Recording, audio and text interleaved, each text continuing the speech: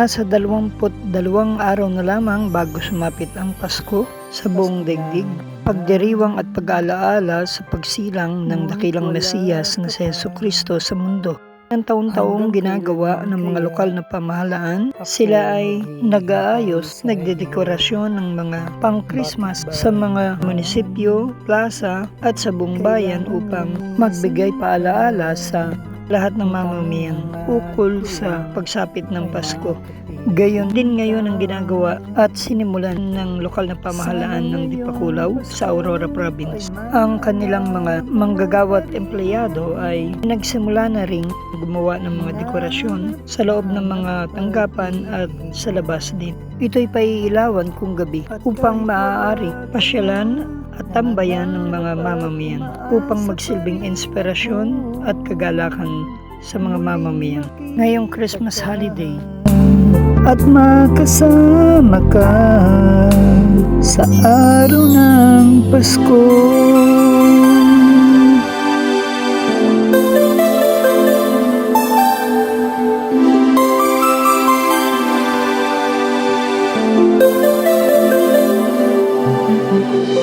Pasko na naman,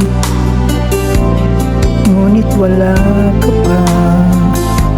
Hanggang kailan kaya ako maghihintay sa iyo? Bakit ba naman kailangan lumisan ka? Ang tanging hangad ko lang ay makapiling ka. Sana ngayong Pasko ay maalala mo pa rin ako. Hinahanap pag-ibig, at kahit wala ka na, nangangarap at umaasa pa rin ako.